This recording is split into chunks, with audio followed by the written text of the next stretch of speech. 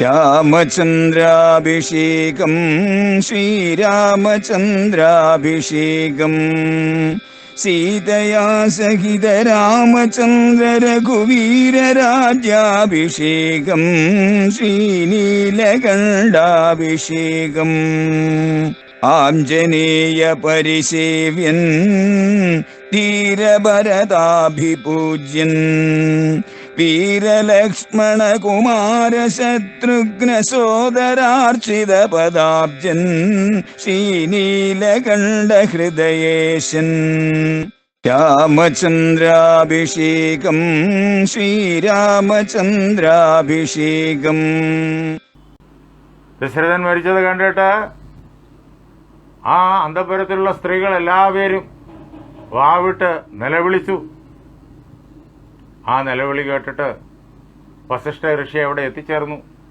കാര്യങ്ങൾ മനസ്സിലാക്കി. രാജകുമാരന്മാർ 4 പേരുണ്ട്, 4 പേരും അവിടെ ഇല്ല. രാമനും ലക്ഷ്മണനും സീതയോടൊപ്പം കാരണത്തിലേക്ക് പോയിരിക്കുന്നു. ഭരത ശത്രുഘ്നന്മാരാകട്ടെ അങ്ങ് കേകയത്തിലാണ്. അനന്തര കർമ്മങ്ങൾ ചെയ്യേണ്ടത് സന്താനങ്ങളാണ്. രാമനെ വരുത്താൻ പറ്റൂല, രാമൻ കാനനവാസത്തിന് പോയതാണ്. ഭരത ശത്രുഘ്നന്മാരെയാണ് വരുത്തേണ്ടത്. പോരാത്തതിന് കൈകേയി ഭരതന് വേണ്ടിയിട്ടാണ് രാജ്യം ചോദിച്ചിരിക്കുന്നതും. അടുത്ത കിരീടം വെക്കേണ്ടത് ഭരതനാണ്. ഉടനെ അവരെ വരുത്തണം.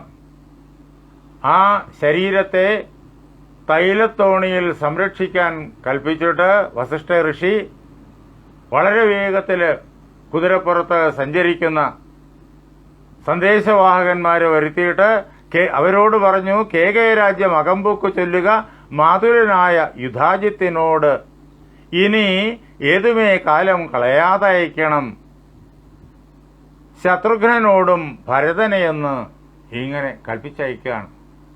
വളരെ വേഗത്തിൽ പോവുക. 3 ദിവസം കൊണ്ടാണ് കേകയത്ത് എത്തുന്നത്. അവിടെ ചെന്ന് അറിയിച്ചു യുധാജിത്തിനോട്, ഭരതന്റെ അമ്മാവനോട്. വസിഷ്ഠ ഋഷി പറഞ്ഞയച്ചിരിക്കുന്നു, എത്രയും വേഗം ഭരതനെ ശത്രുഘ്നോടൊപ്പം ഇങ്ങോട്ട് അയക്കണം എന്ന്. എന്തിനു വേണ്ടിയിട്ടാണ് ഇത്ര പെട്ടെന്ന് വരാനായിട്ട് എന്തുകൊണ്ട് അദ്ദേഹം ആവശ്യപ്പെടുന്നത്? കാരണമൊന്നും പറഞ്ഞിട്ടില്ല. കാരണം പറയാൻ അവരോട് ആവശ്യപ്പെട്ടിട്ടുമില്ല. എന്താണോ ഋഷി പറഞ്ഞയച്ചിരിക്കുന്നത് അത് മാത്രമേ ദൂതം പറയാൻ പാടുള്ളൂ, വേറൊന്നും പറയാൻ പാടില്ല.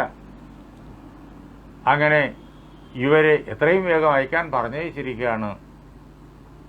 ഉടനെ തന്നെ യുധാജിത്ത് അവരെ ഉടനെ അയച്ചു. അങ്ങനെ ദശരഥൻ മരിച്ച് 6-ാം ദിവസം 3 ദിവസം ദൂതന്മാർക്ക് അങ്ങോട്ട് പോകാൻ, 3 ദിവസം ദൂതന്മാർക്കും ഭരത ശത്രുഘ്നന്മാർക്കും അകമ്പടികളോട് കൂടിയിട്ട് നേരെ ഇങ്ങോട്ട് വരാൻ. 6-ാം ദിവസം വൈകുന്നേരമാകുമ്പോഴേക്കും ഭരതൻ അനുജനോടൊപ്പം അയോധ്യയിലെത്തി. അയോധ്യയിലെത്തുമ്പോൾ കാണുന്ന കാഴ്ചയോ, ഭരതൻ വരുന്ന വഴിക്ക് കാരണം എന്താകും എന്നൊക്കെ ചിന്തിക്കുന്ന വാൽമീകി രാമായണത്തിൽ കേൾക്കും. ഭരതൻ വിചാരിക്കുന്നു, ഇനി ഏതെങ്കിലും ശത്രുരാജ്യങ്ങൾ അയോധ്യയെ ആക്രമിച്ചതാണോ ചിന്തിക്കുന്നുണ്ട്. അല്ല എന്ന് ഭരതൻ ഉടൻ തന്നെ തിരിച്ച് ചിന്തിച്ചു. കാരണം അച്ഛൻ ഈ ലോകം കണ്ടിട്ടുള്ള ഏറ്റവും വലിയ യോദ്ധാവാണ്, ദേവലോകത്തെ രക്ഷിച്ചയാൾ. അതുകൊണ്ട് ആരും അയോധ്യയെ ആക്രമിക്കാൻ ധൈര്യപ്പെടില്ല. പോരാത്തതിന് ജ്യേഷ്ഠനായ രാമൻ അവിടെയുണ്ട്, അനുജനായ ലക്ഷ്മണൻ അവിടെയുണ്ട്. ലോകത്ത് ആരെങ്കിലും അയോധ്യയെ ആക്രമിക്കാനായിട്ട് ധൈര്യപ്പെടുവോ? ഇല്ല. ഒരുപക്ഷേ അച്ഛൻ ജ്യേഷ്ഠന് യുവരാജ്യം കൊടുക്കാൻ തീരുമാനിച്ചിട്ടുണ്ടാകണം. അതിനുള്ളതായ സമയം ഏറ്റവും അടുത്ത ദിവസങ്ങളിലായിരിക്കണം. അതിൽ ഞാനും പങ്കെടുക്കണമല്ലോ, ഞാനാണല്ലോ പങ്കെടുക്കേണ്ട ആളുകളിൽ പ്രധാനി. അപ്പോൾ അതിനു വേണ്ടിയിട്ട് എന്നെയും അനിയനെയും കൂടി വിളിച്ചതാകണം എന്നൊക്കെ ചിന്തിക്കുന്നുണ്ട്. പക്ഷെ ഇവിടെ വരുമ്പോഴോ, ഭ്രഷ്ടലക്ഷ്മീകം ജനോദ്ബാധവർജിതം ദൃഷ്ട്വാ വിഗതോത്സവം രാജ്യം എന്തിതം. എന്താ ഇങ്ങനെ വരാൻ? രാജ്യത്തിൽ സന്തോഷം ഒന്നുമില്ല, പക്ഷെ എപ്പോഴും ഉത്സവമയമാണ് അയോധ്യ. ജനങ്ങളെല്ലാം വളരെ സന്തോഷത്തോടു കൂടിയിട്ട് ജീവിതത്തെ ഉത്സവമയമാക്കുന്നു, ആഹ്ലാദമയമാക്കുന്നു. തെരുവിലെല്ലാം എപ്പോഴും ധാരാളം ആളുകൾ തിങ്ങി നിറഞ്ഞ് ഇങ്ങനെ ഉത്സവം ആഘോഷിക്കുന്നത് സാധാരണ എപ്പോഴും കാണാൻ പറ്റും. ഇപ്പൊ അതൊന്നുമില്ല. ഭ്രഷ്ടലക്ഷ്മീകം ഐശ്വര്യം പൂർണ്ണമായും നഷ്ടപ്പെട്ടു. അയോധ്യയുടെ മുഖം ആകെ മ്ലാനം. കൈകേയിയുടെ കൊട്ടാരത്തിലേക്ക് ചെന്നു. അവിടെയാണ് സാധാരണ അച്ഛൻ ഉണ്ടാവുക. അവിടെ ചെന്നപ്പോഴേക്കും അച്ഛനെ കാണുന്നില്ല. അങ്ങനെ ഒന്ന് കഴിച്ചപ്പോഴേക്കും പരിഭ്രമമായി തുടങ്ങി.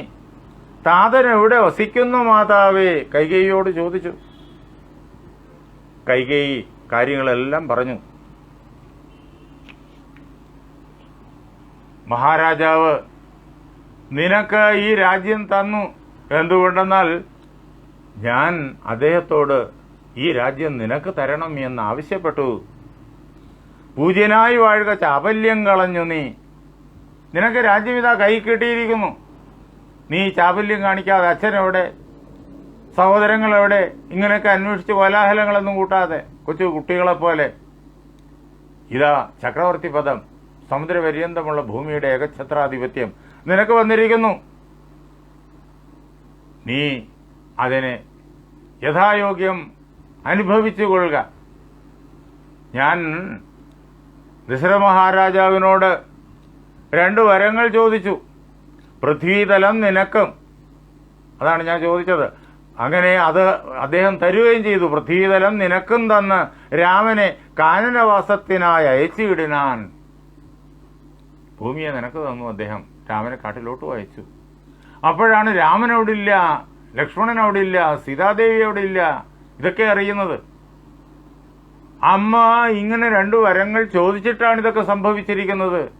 തന്മൂലമാണ് അച്ഛൻ ഈ ഭൂമിയിലുള്ളതായ വാസം വെടിഞ്ഞത്. ഇതെല്ലാം കേട്ട് ഭരതൻ ആകെ കോപിച്ചു. ഒന്ന് കോപിച്ച് നോക്കിയിടിനാൻ മാതരം. അമ്മയെ നോക്കി, കത്തിക്കാളുന്ന കണ്ണുകളോടുകൂടി നോക്കി. ക്രോധാഗ്നി തന്നിൽ ദഹിച്ചു പോം അമ്മയെന്ന് ആധിപൂണ്ടിയിടിനാർ കണ്ടു നിന്നോറുകളും. ഭരതൻ കോപത്തോടുകൂടി കൈകേയിയെ നോക്കുന്ന നോട്ടം കണ്ടപ്പോഴേക്കും ആ കൊട്ടാരത്തിലുണ്ടായിരുന്ന മറ്റെല്ലാവരും ഭയന്നുപോയി. ആ കണ്ണുകളിൽ നിന്ന് പാറി വീഴുന്നതായ അഗ്നിയിൽ കൈകേയി ദഹിച്ചു പോകും എന്ന് അവരെല്ലാവരും വിചാരിച്ചു. കൈകേയിയെ ഭയങ്കരമായിട്ട് ഭരതൻ ശകാരിക്കുകയാണ്. ശകാരിച്ചിട്ട് അവിടെ നിന്നിട്ട് ഇറങ്ങി ഓടി കൗസല്യയുടെ കൊട്ടാരത്തിലേക്ക്. അവിടെ ചെന്ന് അമ്മയുടെ പാദങ്ങളിൽ വീണു. എന്നിട്ട് കരഞ്ഞുകൊണ്ട് അമ്മയോട് പറഞ്ഞു, കൂടെ ശത്രുഘ്നനും ഉണ്ട്, അവർ 2 പേരും കൂടെ ഒരുമിച്ചിട്ടാണ് അങ്ങോട്ട് പോകുന്നേ. രാഘവ രാജ്യാഭിഷേകം മുടക്കിയാൾ കൈകേയിയാകിയ മാതാവേ, അല്ലയോ അമ്മേ, കൈകേയി എന്ന പേരുള്ള എൻ്റെ അമ്മ, ആ അമ്മയാണ് രാമാഭിഷേകത്തിന് മുടക്കം വരുത്തിയത്. ഞാൻ അറിഞ്ഞിട്ടില്ല, രാഘവൻ തന്നെയാണ്. ഇതൊന്നും ഞാൻ അറിഞ്ഞിട്ടല്ല സംഭവിച്ചത്. രാമന്റെ പേരിൽ ആണയിടുകയാണ്. ഇങ്ങനെ കരയുന്ന ഭരതനെയും ശത്രുഘ്നെയും ആ അമ്മ സമാധാനിപ്പിക്കാനായിട്ട് വളരെയേറെ ക്ലേശിച്ചു. വല്ല വിധേനയും സമാധാനിപ്പിച്ചു. ആ അമ്മയ്ക്കറിയാം, ഒരു കാരണവശാലും ഭരതകുമാരൻ ഇങ്ങനൊരു കുതന്ത്രം മെനയില്ല, അതിന്റെ ഭാഗമായി തീരില്ല. ഭരതൻ സ്വപ്നത്തിൽ പോലും ഇങ്ങനൊരു കാഴ്ച കാണില്ല എന്ന് ആ അമ്മയ്ക്ക് നന്നായി അറിയാം. ശത്രുഘ്നും അങ്ങനെ തന്നെ. പിന്നെ ഇതെല്ലാം വിധി കൊണ്ട് അങ്ങനെ സംഭവിച്ചു എന്ന് മാത്രമേ സമാധാനിക്കാനാകൂ. ഭരതനെയും ശത്രുഘ്നെയും അമ്മ വളരെ ക്ലേശിച്ച് സമാധാനിപ്പിക്കാൻ ശ്രമിക്കുകയാണ്. പക്ഷേ അത് സാധിക്കുന്നില്ല. ഇങ്ങനെ ഭരതൻ വന്നു. ഭരതൻ കൈകേയിയെ ശരിക്ക് ശകാരിച്ചു. അവിടെ നിന്നിട്ട് കൗസല്യയുടെ ഭവനത്തിലാണ്. അവിടെ ഭരതൻ കരയുന്നു, ശത്രുഘ്നൻ കരയുന്നു എന്ന് കേട്ടിട്ട് ആ കഥ കേട്ട് വസിഷ്ഠമുനീന്ദ്രനും മന്ത്രിജനത്തോടും അൻപോട് എഴുന്നള്ളി മന്ത്രിമാരോടൊപ്പം നേരെ ഭരതശത്രുഘ്നന്മാരുടെ സമീപത്തേക്ക് ചെന്നു. എന്നിട്ട് അവരെ സമാധാനിപ്പിക്കുകയാണ്. ഖേദം മതി, ദുഃഖം നിയന്ത്രിക്കുക. കുഞ്ഞുങ്ങളെ, സ്വാഭാവികമാണ് ഇങ്ങനൊരു സാഹചര്യത്തിൽ ദുഃഖം ഉണ്ടാകുന്നത്. പക്ഷേ നിങ്ങൾ രാജകുമാരന്മാരാണ്, നാടിനെ നയിക്കാനുള്ളവരാണ്, മറ്റാളുകൾക്ക് മാതൃകയാകാനുള്ളവരാണ്, ക്ഷത്രിയരാണ്. കരയാൻ നിങ്ങൾ പാടില്ല. ദുഃഖത്തെ നിയന്ത്രിക്കുക. ഖേദം മതി, കേളിതു കേവലം. എൻ്റെ ഈ വാക്കുകൾ വളരെ ശ്രദ്ധയോടുകൂടിയിട്ട് കേട്ടുകൊള്ളുക.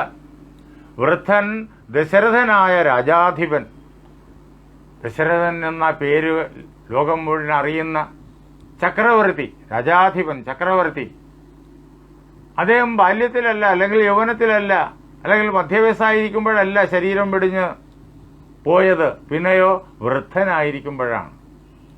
ഒരു പുരുഷായുസ് മുഴുവൻ അദ്ദേഹം സുഖമായി വസിച്ചു. ആ ആയുസ് പൂർണ്ണമായതിന് ശേഷമാണ് അദ്ദേഹം ശരീരം വിട്ടു പോയത് എന്ന് അറിഞ്ഞുകൊള്ളുക. ജനിക്കുന്ന ആളുകൾക്ക് മരണം സ്വാഭാവികമാണ്, മരിക്കുന്ന ആളുകൾക്ക് ജനനവും സ്വാഭാവികമാണ്. അതിനെ ആർക്കും തടുക്കാനാവില്ല. ഇദ്ദേഹം ദീർഘായുസ്സായിട്ട് ജീവിച്ചിരുന്ന്, സുഖമായി ജീവിച്ചിരുന്ന്, ചെയ്യേണ്ടതെല്ലാം ചെയ്ത് എത്ര അഗ്നിഹോത്രങ്ങൾ ചെയ്തു, എത്ര സോമയാഗങ്ങൾ ചെയ്തു, എത്ര അശ്വമേധങ്ങൾ ചെയ്തു, രാജസൂയങ്ങൾ ചെയ്തു. ഈ ലോകത്തിലെ മുഴുവൻ ജനങ്ങളെ അദ്ദേഹം ധർമ്മത്തിന്റെ ബന്ധാവിലൂടെ നയിച്ചു. ദേവലോകത്തെ പോലും ഇന്ദ്രന്റെ പ്രാർത്ഥന മാനിച്ചിട്ട് എത്രയോ തവണ അദ്ദേഹം ദേവലോകത്തെത്തിയിട്ട് അദ്ദേഹം രക്ഷിച്ചു ദേവലോകത്തെ. ഇങ്ങനെ വലിയ വലിയ കാര്യങ്ങൾ ചെയ്ത സത്യപരാക്രമൻ, വിജ്ഞാനവീര്യവാൻ, സത്യപരാക്രമിയാണ് മഹാരാജാവായ ദശരഥൻ.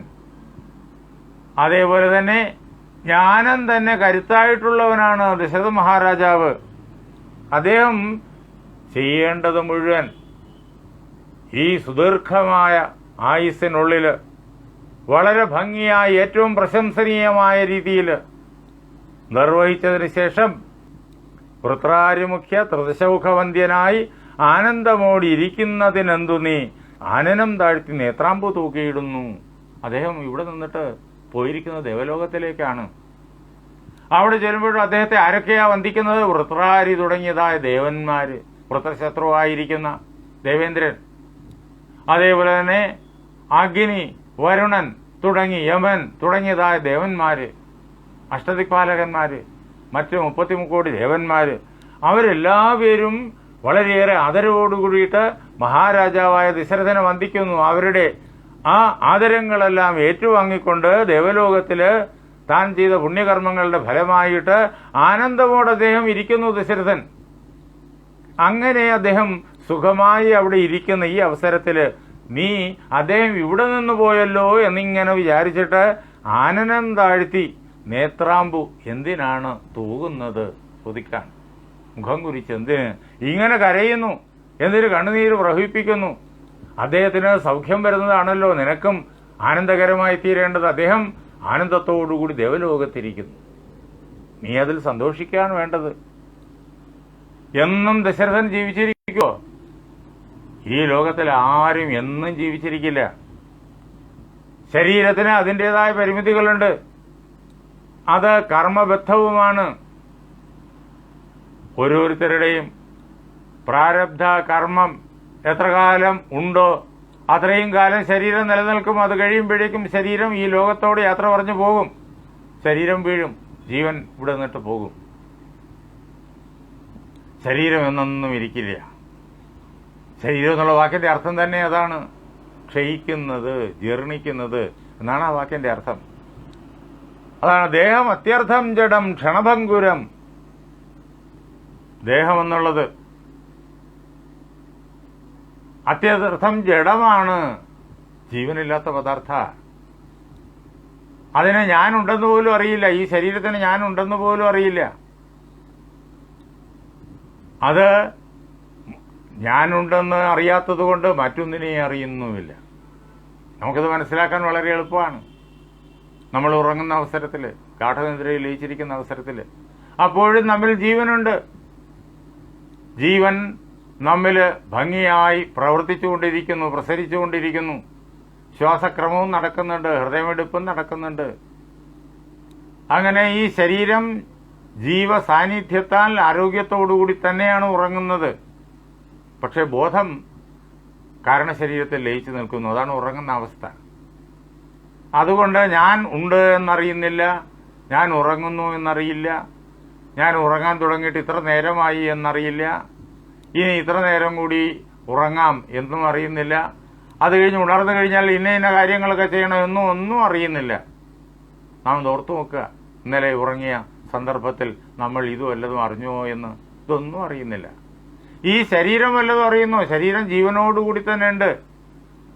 ശ്വാസോച്ഛ്വാസം നടക്കുന്നുണ്ട്, രക്തചംക്രമണം നടക്കുന്നുണ്ട്. ശരീരം അറിയുന്നുണ്ടോ? ഞാൻ ശരീരമാണ്, ഞാനിതാ ഉറങ്ങുന്നുണ്ട്, എൻ്റെ പേരിതാണ്, ഞാൻ ഉറങ്ങുന്നു, ഇത്ര മണിക്കൂർ കഴിയുമ്പോഴേക്ക് എനിക്ക് എണീക്കണം, എനിക്ക് ഇന്ന കാര്യങ്ങൾ ചെയ്യണമെന്ന് ശരീരം ഓർക്കുന്നുണ്ടോ? ശരീരവും ഓർക്കുന്നില്ല. ശരീരത്തിന് അങ്ങനെയൊന്നും ചിന്തിക്കാൻ പറ്റില്ല. എന്താ? ഞാനുണ്ടെന്ന് പോലും ശരീരത്തിന് അറിഞ്ഞുകൂടാ. അതാണ്, അത് ജഡമാണ്. ജഡം ഒന്നിനെയും അറിയുന്നില്ല, ചേതനനാണ് അറിയുന്നത്. നമ്മുടെ ഉള്ളിലിരിക്കുന്ന ചേതനൻ, ജീവനാണെല്ലാം അറിയുന്നത്. ഉണർന്നിരിക്കുമ്പോഴേക്കും ആ ജീവൻ ഈ ശരീരത്തിലൂടെ ഈ ലോകത്തെ മുഴുവൻ അറിയുന്നു. കണ്ണിലൂടെയും കാതിലൂടെയും മൂക്കിലൂടെയും നാക്കിലൂടെയും ത്വക്കിലൂടെയും ഈ പ്രപഞ്ചത്തിലെ സംവേദനങ്ങളെ മുഴുവൻ ജീവനാണ് നേടുന്നത്, ജീവനാണ് അറിയുന്നത്. ഉറങ്ങുമ്പോൾ ജീവൻ ആ അജ്ഞാനത്തിൽ ലയിച്ചിരിക്കുന്നു, കാരണശരീരത്തിൽ ലയിച്ചിരിക്കുന്നു. അതുകൊണ്ട് ജീവൻ ഇതൊന്നും അറിയുന്നില്ല. ഉണർന്നിരിക്കുമ്പോൾ എന്തൊക്കെയാണോ അറിഞ്ഞുകൊണ്ടിരിക്കുന്നത് അതൊന്നും ആ അവസരത്തിൽ, ഉറങ്ങുന്ന അവസരത്തിൽ, ഗാഠ സുഷുപ്തിയിൽ ജീവൻ അറിയുന്നില്ല. അപ്പൊ എല്ലാം അറിയുന്ന ജീവനാണ് ചേതനൻ. ശരീരം ജഡം, ദേഹം അത്യർത്ഥം ജഡം. അങ്ങനെ ജഡമായിരിക്കുന്ന ഈ ദേഹമോ ക്ഷണഭങ്കുരം, പെട്ടെന്ന് നശിച്ചു പോകുന്നതാണ് ഈ ശരീരം. ജീവൻ എപ്പോഴാണോ ശരീരത്തെ വിടുന്നത് അപ്പോൾ ഈ ശരീരം കാർബണും ഹൈഡ്രജനും ഓക്സിജനും എല്ലാം അതതിൻ്റെ വഴിക്ക് പിരിഞ്ഞു പോകും. പിന്നെ അതിനെ ഒരുമിപ്പിച്ച് നിർത്താൻ ഈ ലോകത്തിൽ ആർക്കും സാധ്യമല്ല. മോഹൈക കാരണം മുക്തിവിരോധകം. മോഹം, അജ്ഞാനത്തിന് കാരണമായിരിക്കുന്നു ഈ ശരീരം. എന്താ? നമ്മെ തെറ്റിദ്ധരിപ്പിക്കുന്നു, ജീവനെ തെറ്റിദ്ധരിപ്പിക്കുന്നു. ഞാൻ ഈ ശരീരമാണെന്നുള്ള തെറ്റിദ്ധാരണ എല്ലാ ജീവനെയും പിടികൂടുന്നു. അങ്ങനെ മോഹത്തിന് കാരണമായിട്ട് ഈ ജഡമയമായിരിക്കുന്ന ശരീരം കുടികൊള്ളുന്നു. അങ്ങനെ മുക്തിയെ അത് തടയുന്നു. മുക്തി വിരോധകം, മുക്തിയെ തടയുന്നു. മോക്ഷത്തെ, ജീവന്റെ മോക്ഷത്തെ തടയുന്നു. ജനിപ്രതി പരമ്പരയിൽ നിന്ന് മാറി സ്വതന്ത്രമായി, അഖണ്ഡമായി, സച്ചിദാനന്ദമായി, ആനന്ദസ്വരൂപമായി, ജ്ഞാനസ്വരൂപമായി നിലകൊള്ളാൻ കഴിയുന്ന അവസ്ഥയ്ക്കാണ് മോക്ഷം എന്ന് പറയുക. ശരീരത്തിൽ ഇരിക്കുവോളം കാലം ജനിമൃതി പരമ്പരകളുടെ കോലാഹലവും ദുഃഖവും ഒക്കെയാണ്. അങ്ങനെ ഇതിൽ നിന്ന് മുക്തനായി ജീവന് തൻ്റെ തന്നെ സ്വരൂപമായിരിക്കുന്ന ജ്ഞാന ആനന്ദങ്ങളെ അനുഭവിച്ച്, എനിക്ക് മരണമില്ല എന്ന് അനുഭവിച്ച് ആഹ്ലാദിച്ച് ഇരിക്കുവാനുള്ള അവസരം ഈ ശരീരം, ജഡമയമായ ശരീരം തടയുന്നു. നമ്മെ ഇതിൽ പിടിച്ച് കെട്ടിയിടുന്നു. ഞാൻ ഈ ശരീരമാണെന്നുള്ള തെറ്റിദ്ധാരണയിൽ കെട്ടിയിടുന്നു. അപ്പോൾ എനിക്ക് രോഗമുണ്ട്, വാർദ്ധക്യമുണ്ട്, ജനനമുണ്ട്, മരണമുണ്ട്, എൻ്റെ ഡേറ്റ് ഓഫ് ബർത്ത് ഇതാണ് എന്നൊക്കെ പറഞ്ഞിട്ട് ഈ ശരീരത്തെ ആസ്പദമാക്കിയുള്ളതാണ് ഇതെല്ലാം. നാം ഇതിൽ ആകെ ബദ്ധരായി പോകുന്നു. നിസ്സാരമെത്രയും സംസാരമോർക്കിലോ. ഈ സംസാരം, ഈ ലോകം, ഈ ഇന്ദ്രിയങ്ങളിലൂടെ നാം അറിയുന്നതായ ഈ ലോകം അങ്ങേയറ്റം നിസ്സാരമാണ്, അർത്ഥശൂന്യമാണ്, വിലയില്ലാത്തതാണ്. ഏത് ചക്രവർത്തിക്കാണ് തന്റെ സാമ്രാജ്യം എന്നും കയ്യിലിരിക്കുക? എന്തെല്ലാം ക്ലേശങ്ങൾ സഹിച്ചും എന്തെല്ലാം ക്ലേശങ്ങൾ മറ്റുള്ളവർക്ക് നൽകിയും ഒക്കെയാണ് ഒരാള് വലിയ സാമ്രാജ്യം ഉണ്ടാക്കിയെടുക്കാൻ ശ്രമിച്ച് പരാജയപ്പെടുകയോ വിജയിക്കുകയോ ഒക്കെ ചെയ്യുന്നത്. വിജയിച്ചു കഴിഞ്ഞാലും അത് നിൽക്കുമോ? നിൽക്കുന്നില്ല. ഒരു ചക്രവർത്തിയും ഏറെക്കാലം താൻ ആഗ്രഹിച്ചതുപോലെ ജീവനോടുകൂടിയിട്ട് ഈ ഭൂമിയിൽ കഴിഞ്ഞിട്ടില്ല. ശരീരത്തിന് അതിൻ്റെതായ ഒരു ക്രമമുണ്ട്, അത്ര മാത്രമേ ഉള്ളൂ ആയുസ്. അപ്പോഴേക്കും അത് വിട്ടുപോകും. തടഞ്ഞു നിർത്താൻ ചക്രവർത്തിയുടെ ആജ്ഞാശക്തിക്ക് പോലും സാധ്യമല്ല.